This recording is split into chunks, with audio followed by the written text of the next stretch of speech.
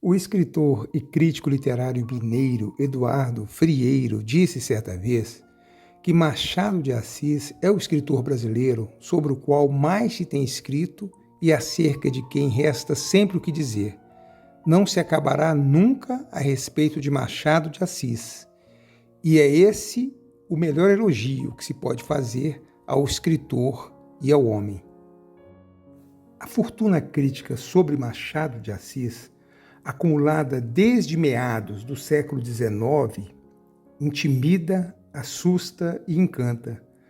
Forma uma miríade de textos, somando milhares de artigos e centenas de livros.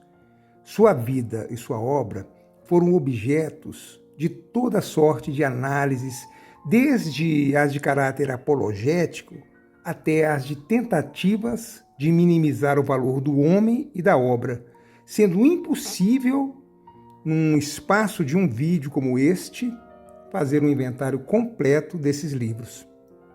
Na nossa abordagem, serão priorizados alguns livros, privilegiando aqueles mais antigos e representativos que serão tratados de modo sumário.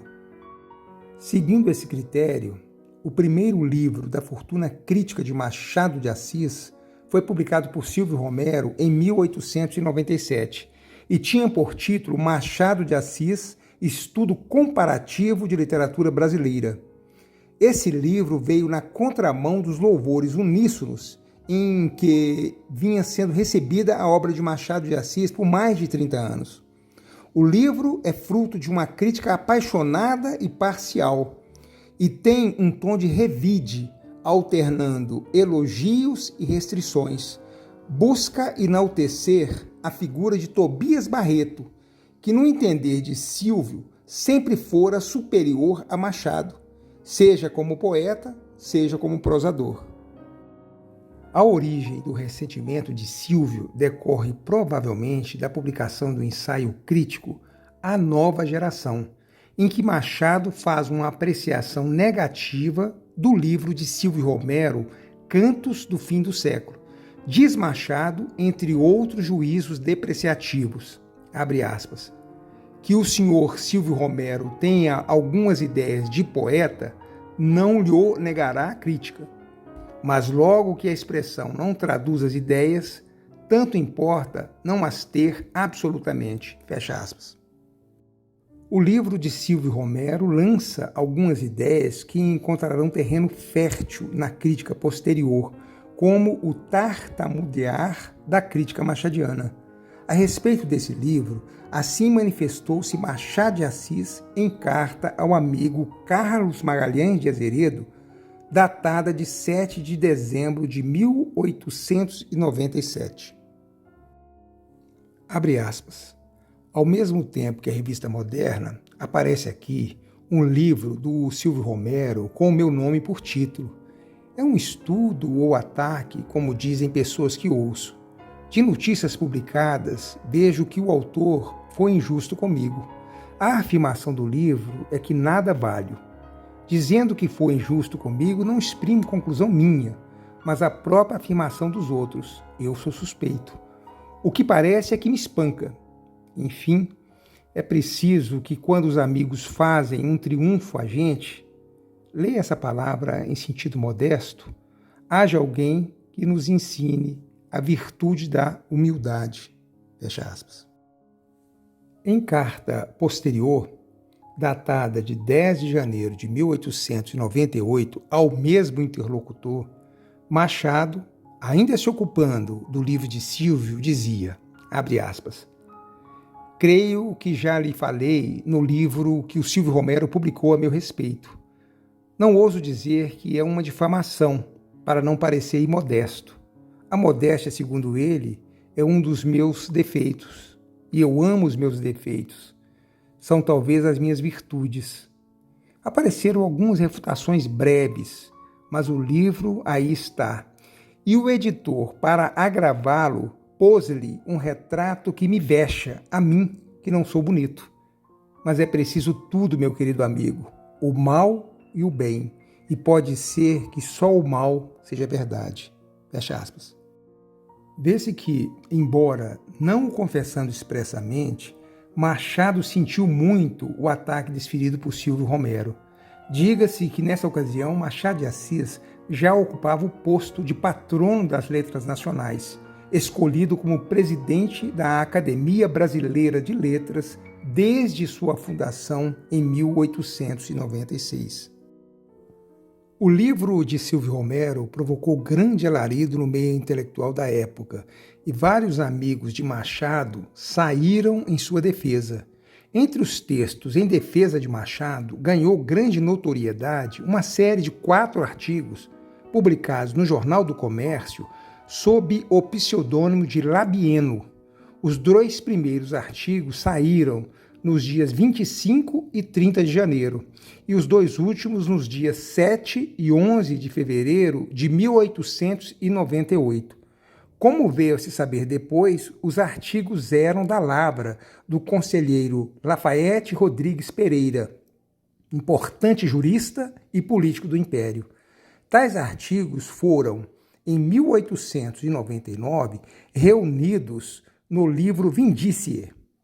O livro, mais do que exaltar Machado, destina-se a arrasar Silvio e Tobias.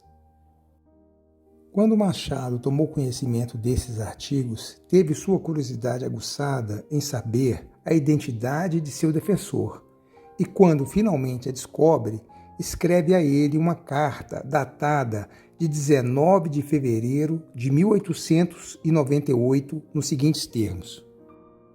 Abre aspas. Soube ontem, não direi por quem, que era Vossa Excelência o autor dos artigos assinados Labieno e publicados no Jornal do Comércio de 25 e 30 de janeiro e 7 e 11 do corrente, em refutação ao livro a que o senhor doutor Silvio Romero pôs por título o meu nome. A espontaneidade da defesa, o calor e a simpatia dão maior realce à benevolência do juízo que Vossa Excelência aí faz a meu respeito. Quanto à honra deste, é muito, no fim da vida, achar em tão elevada palavra como a de Vossa Excelência um amparo valioso e sólido pela cultura literária e pela autoridade intelectual e pessoal. Quando comecei a vida, Vossa Excelência vinha da carreira acadêmica. Os meus olhos afeiçoaram-se a acompanhá-lo nesse outro caminho, onde nem o direito, nem a política, nem a administração, por mais alto que o tenham subido, puderam arrancá-lo ao labor particular das letras, em que ainda agora prima pelo conhecimento exato e profundo. A pessoa que me desvendou o nome de Vossa Excelência pediu-me reserva sobre ele, e assim cumprirei. Sou obrigado, portanto, a calar um segredo que eu quisera público para o meu desvanecimento. Fecha aspas. Essa carta, retirando Machado do seu natural recolhimento e discrição, demonstra o quanto representou para ele a defesa do conselheiro Lafayette. Em 1917, decorridos pouco mais de 8 anos da morte de Machado de Assis, o advogado e bibliófilo paulista Alfredo Pujol publica o livro Machado de Assis, a primeira biografia do escritor. Propunha-se, como diz no livro, desbravar o caminho para a futura glorificação de Machado de Assis. Tal biografia resulta da reunião de 7 conferências pronunciadas por Pujol na Sociedade de Cultura Artística de São Paulo entre os dias 29 de novembro de 1915 e 16 de março de 1917. Em 1936, Lúcia Miguel Pereira publica o livro Machado de Assis, Estudo Crítico e Biográfico.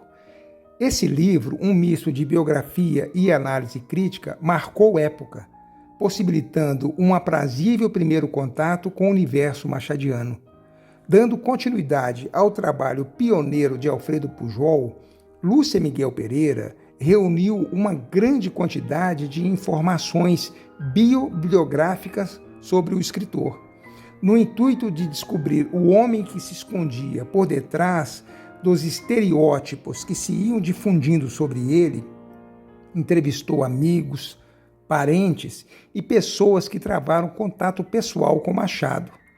Nas suas palavras, abre aspas, de um homem, de alguma coisa natural e esquivo, de familiar e incompreensível, fazem um boneco de bronze, rígido e definitivo, sem mistérios como sem fraquezas.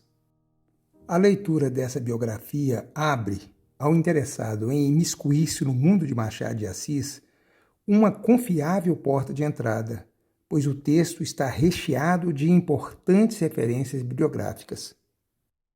Para pôr ordem no caos da produção devotada ao grande escritor, situam-se os trabalhos pioneiros e inigualáveis do pesquisador José Galante de Souza, um dos mais dedicados e importantes estudiosos da obra machadiana. Nunca será demais enaltecer seu trabalho. Dele são 2 dos mais meritórios livros de bibliografia dedicados a Machado de Assis. Bibliografia de Machado de Assis e Fontes para o Estudo de Machado de Assis. Obras dessa natureza muito representam em um país como o Brasil, tão parco de publicações desse tipo. O primeiro dos livros publicados por Galante de Souza em 1955 foi chamado por Jean-Michel Massart de Bíblia dos Estudiosos de Machado de Assis. Ele é dividido em 3 partes. Na primeira, o autor relaciona os pseudônimos e os trabalhos anônimos de Machado de Assis, as várias edições das obras aparecidas em livros, as versões, a colaboração de Machado em periódicos e em obras diversas, as transcrições, os prefácios, manuscritos e facsímiles. Na segunda parte, organizou um índice cronológico da obra machadiana em verbetes. Em cada um é mencionado o título da obra, a data em que apareceu e o nome ou pseudônimo com que foi publicada. Na terceira parte, ordenou um índice alfabético remissível, onde foram relacionados os títulos das peças, os nomes das pessoas a quem foram dedicados trabalhos literários, os nomes dos autores traduzidos, os títulos das peças traduzidas na linguagem original, os títulos das peças vertidas na língua da versão, o assunto dos trabalhos em que o autor fez críticas ou referências importantes, etc. O segundo livro de Galante de Souza, publicado em 1957, Fontes para o Estudo de Machado de Assis, teve por objetivo compilar toda a produção escrita sobre o autor de Dom Casmurro, encontrada em jornais, periódicos e livros, relacionando em 1957 1.884 títulos. Em verbetes dispostos em ordem cronológica, o pesquisador reuniu tudo que fora publicado sobre Machado de Assis no período entre 1857 a 1957. Em uma segunda edição ampliada, que veio a lume em 1969, o bibliógrafo arrola outros 155 títulos, agora apenas em forma de livros, aparecidos entre os anos de 1958 e 1968. Em 1965, o estudioso francês Jean-Michel Massart, autor de estudos estimáveis e inovadores sobre Machado, publicou o livro em francês Bibliografia Descritiva, Analítica e Crítica de Machado de Assis, 1957-1958. Essa obra, na qual são acrescentados 800 novos títulos à bibliografia machadiana, na esteira do trabalho pioneiro de Galante de Souza, trouxe importante contribuição para os estudos machadianos, sendo, juntamente com o de Galante, de consulta imprescindível para os estudiosos de Machado de Assis. O mesmo Massart publicou em 1971 uma renovadora biografia com o título A Juventude de Machado de Assis, na qual desfaz vários mitos que vinham sendo prodigamente alimentados a respeito do escritor. O crítico Antônio Cândido, em um ensaio antológico intitulado Esquema de Machado de Assis, Depois de apontar como causa de deturpações em análises literárias o nosso modo de ser, ainda bastante romântico, que nos leva a uma tendência quase invencível para atribuir aos grandes escritores uma cota pesada e ostensiva de sofrimento e drama, pois a vida normal parece incompatível com o gênio, termina por dizer, abre aspas, por isso os críticos que estudaram Machado de Assis nunca deixaram de inventariar e realçar as causas eventuais de tormento social e individual, cor escura, origem humilde, carreira difícil, humilhações, doença nervosa. Mas depois dos estudos renovadores de Jean-Michel Massat, é difícil manter esse ponto de vista. Fecha aspas. Especial destaque da fortuna crítica de Machado de Assis, a biografia mais completa até agora publicada sobre o Bruxo do Cosme Velho. Trata-se de vida e obra de Machado de Assis, escrita pelo escritor Raimundo Magalhães Júnior, um dos mais prolíficos estudiosos da obra machadiana. Como nos diz Wilson Martins, tudo indica que, do ponto de vista estritamente biográfico, Vida e Obra de Machado de Assis será a obra definitiva, não só pela minúcia da investigação exaustiva e sistemática, mas também por incorporar o resultado das pesquisas feitas nos últimos 30 anos. Em 1960, foi publicado nos Estados Unidos em inglês o livro da americana Ellen Caldwell, O Otelo Brasileiro de Machado de Assis, um estudo sobre Dom Casmurro. O livro revolucionou a história da recepção crítica de Dom Casmurro. Defendia como tese central que Capitu era inocente do adultério que lhe atribuía Bento Santiago, argumentando que o narrador, que a julga e condena, não merece nenhuma credibilidade. Ela chama ainda a atenção para o fato de ser o narrador advogado, que advoga em causa própria, movido por extremado ciúme. A tese pode ser indefensável, porém teve o mérito de mudar completamente o eixo da discussão acerca do sentido do romance. Até então, não havia sido colocado sob questão o adultério, que era tido como certo e consumado. Dentre a multiplicidade de críticos da obra de Machado de Assis, não podem deixar de ser ao menos mencionados pela importância que tiveram e ainda têm na construção do caminho para a interpretação e reconhecimento da obra de nosso maior escritor, os nomes de Araripe Júnior, José Veríssimo, Nestor Vito, Cândido Jucá Filho, Eloy Pontes, Mário Matos, Mário Casasanta, Luiz Viana Filho, Matoso Câmara, Peregrino Júnior, Agripino Grieco, Augusto Maier, Barreto Filho, Dice Cortes Riedel, Maria Nazaré Lins Soares, José Aderaldo Castelo, Roberto Schwartz, Raimundo Fauro, Silviano Santiago, John Gladson e o professor Wilton Cardoso.